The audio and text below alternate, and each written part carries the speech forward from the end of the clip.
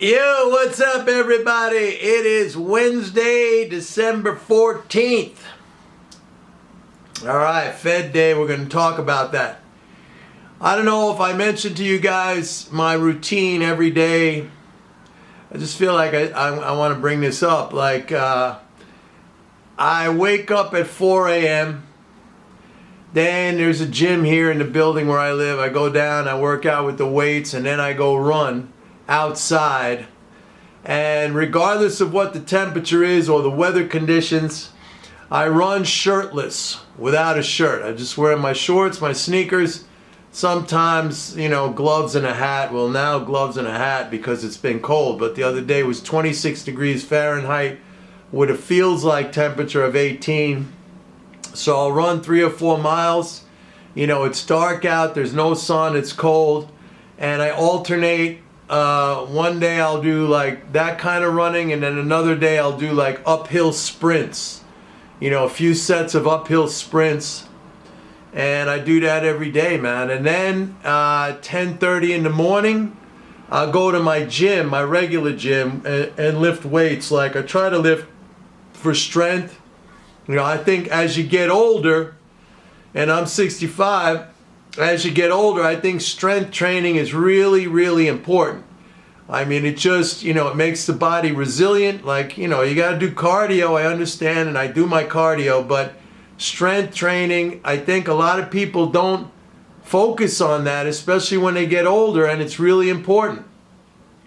I mean, the stronger your body is and your muscles, it takes a burden off your heart. And it just makes you more resilient. It boosts testosterone, stuff like that. So, and then in the morning when I get back from that cold outdoor workout, I take a cold shower. I don't take anything but cold showers. And I can't even, to be honest, I can't even remember the last time I took a hot shower. Like, it's been years and years and years. And if there's one thing you guys might want to consider, if you don't already do it, get into taking cold showers. You could start out, maybe just try a minute.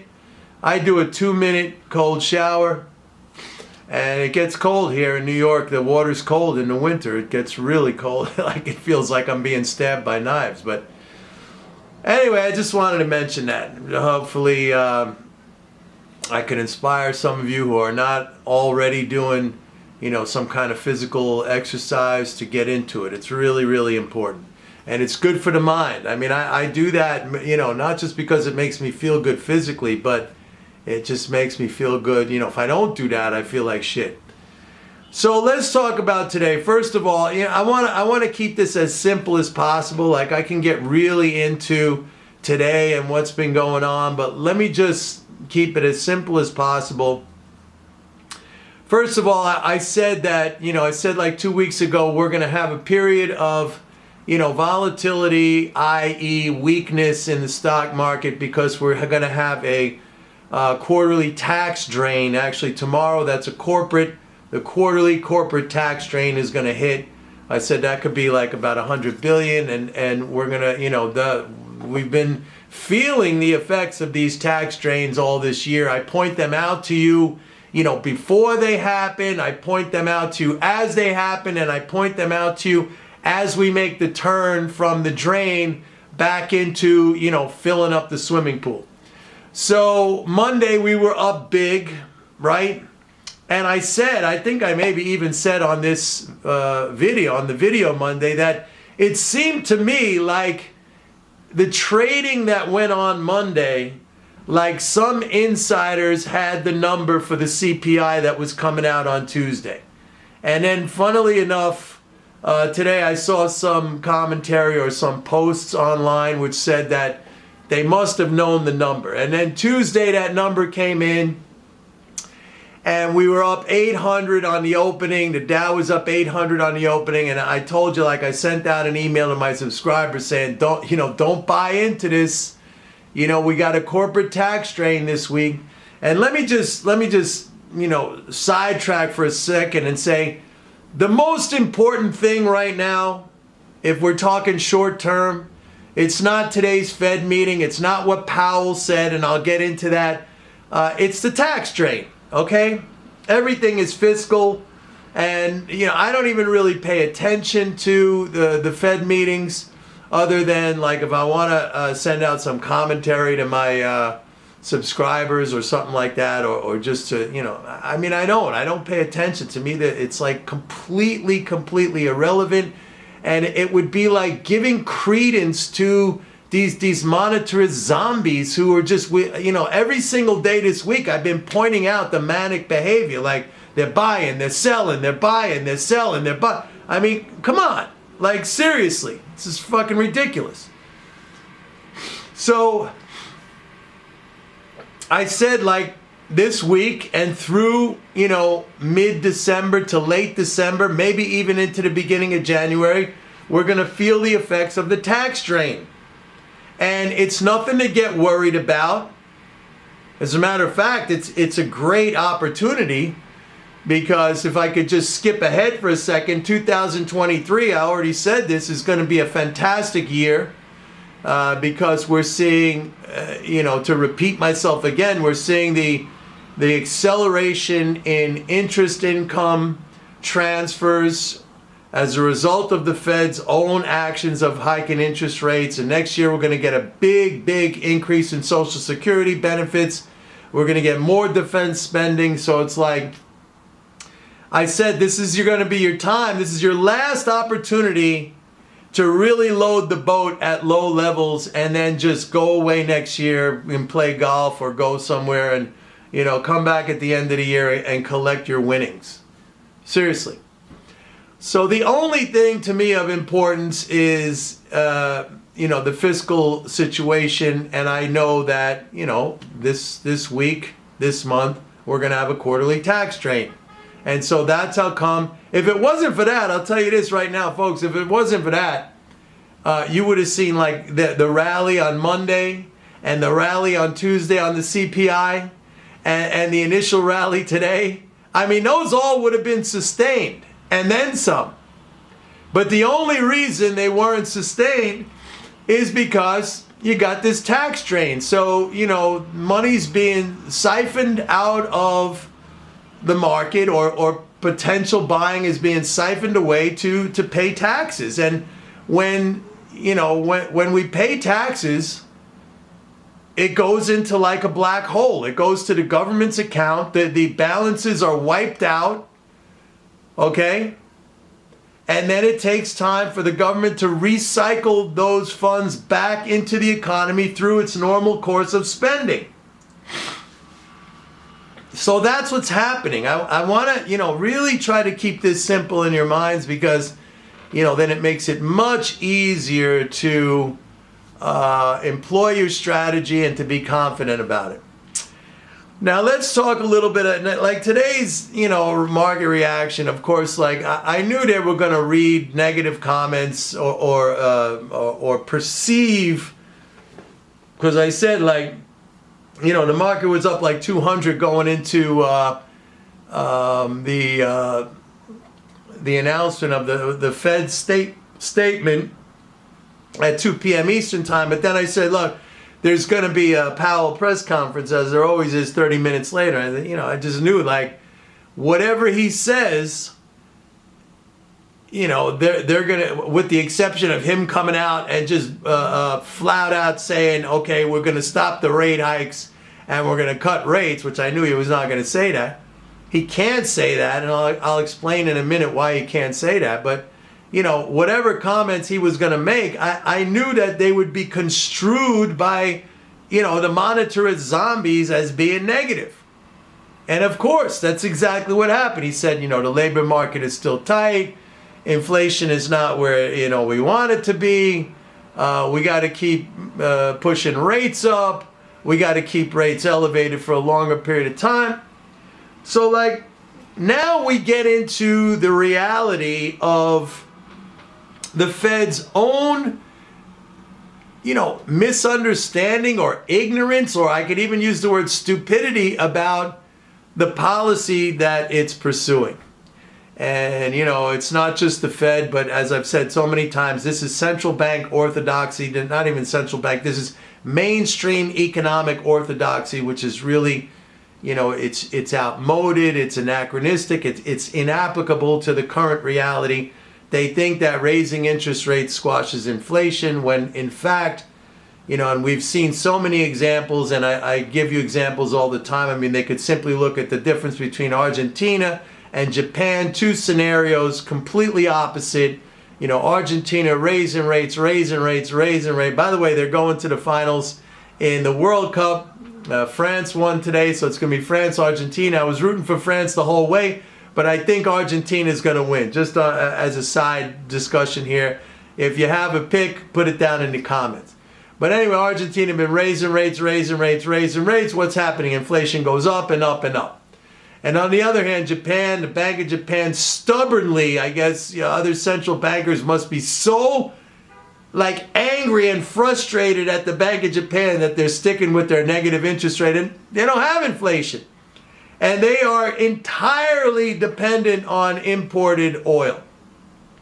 So there you have two examples, diametrically opposed, and should impart some lesson to these people. But no, they, as we've spoken about this so many times, I've spoken about this, it's not their desire to kind of peel away the onion layers and figure out or go back to the drawing board and say gee, our theory, our hypothesis is not showing up in the empirical evidence. Something might be wrong. Maybe we got to reassess. Maybe we got to reevaluate. No, they don't do that.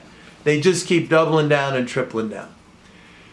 So what this means, all right,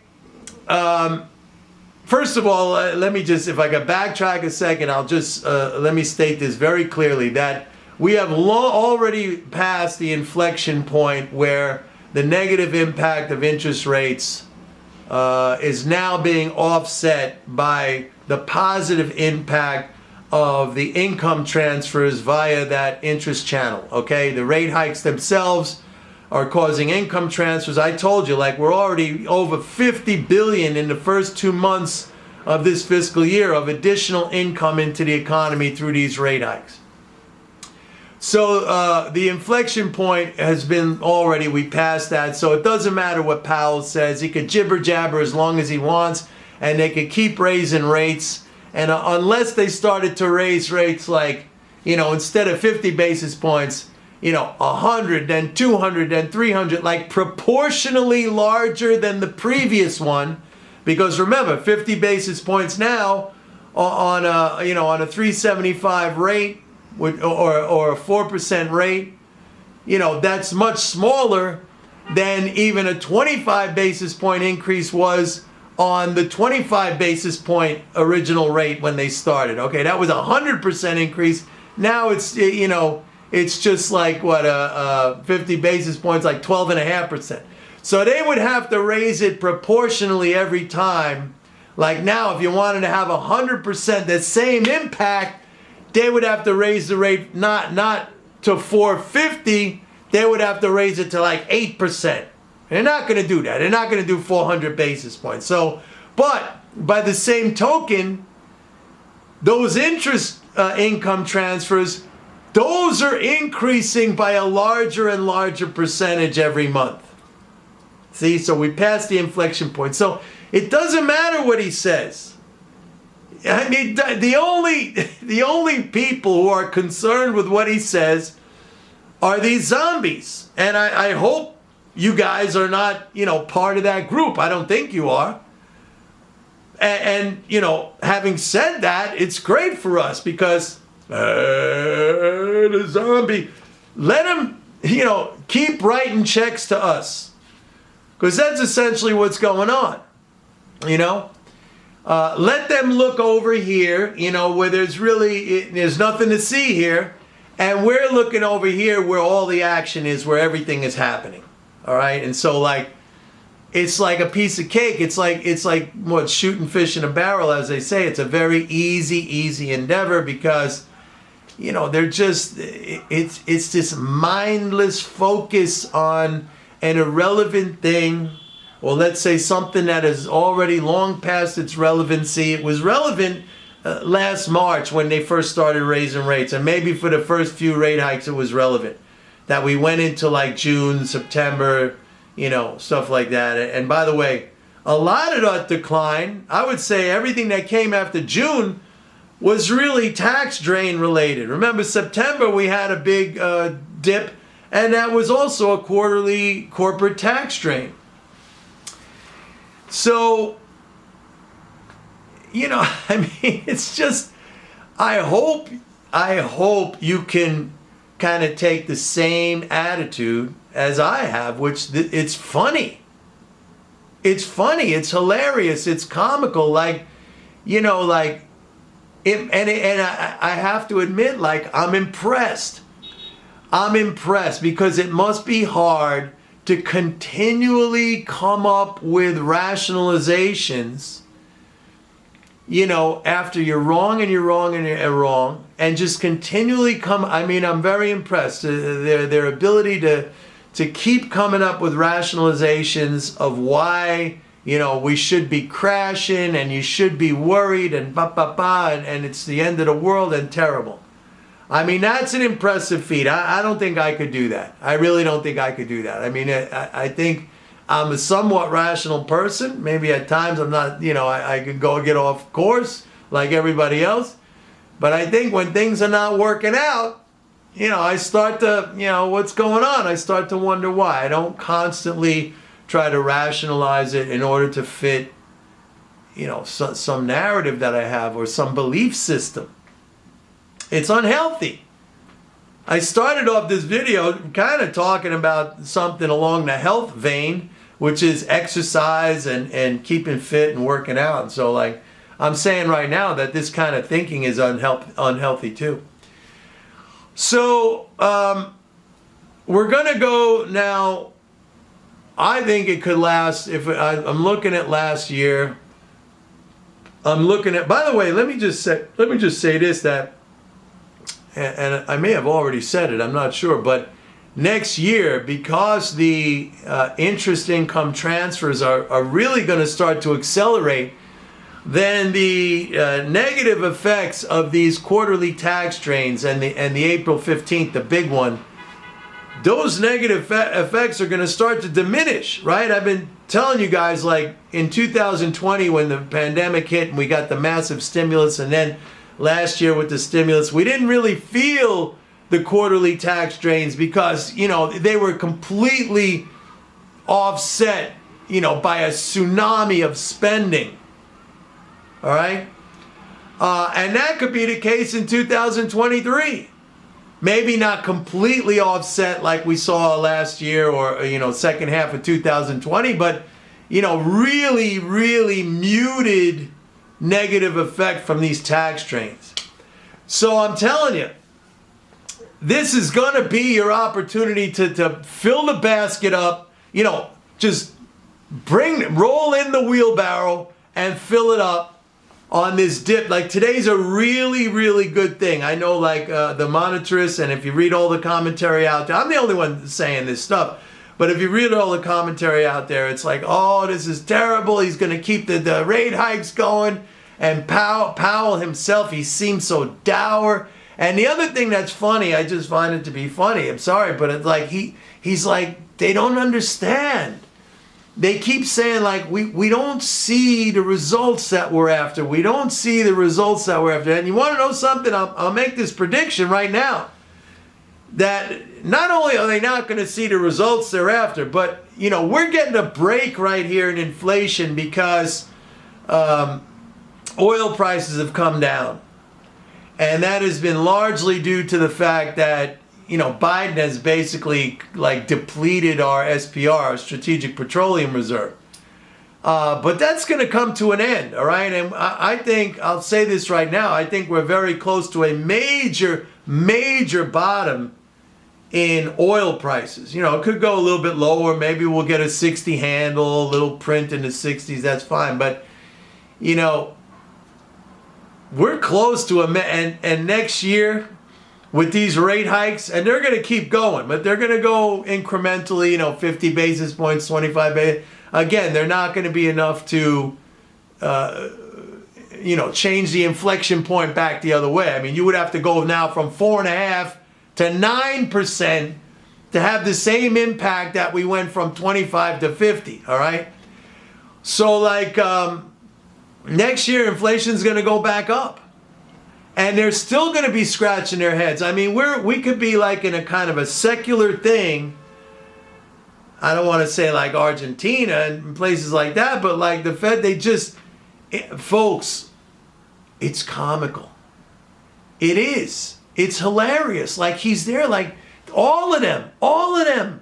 They're like, we can't figure this out. Yelling too. It's like, we just don't understand. Like it's not working. Like it's not going according to our script. Like, duh. Like maybe you got the wrong script. Did you ever think of that, people? No, they're never ever going to think of that. And if they think of that, the first person who thinks of that is going to be kicked out of the club. Right? I talked about this in the past. They all want to be in that club. And you could only be in that club if you subscribe to, the rules of that club. And the rules of that club state, you got to believe in monetarism and all this kind of backward economics. And if it's not working out, it doesn't matter. You got to double down, you got to triple down. So that's what's going to happen. I gave you the blueprint, all the way through next year. Who does that? And, follow that, you'll make a lot of money. Then you can sign up for my report, which I'm giving you all this shit for free. It's not right, so sign up. Bye.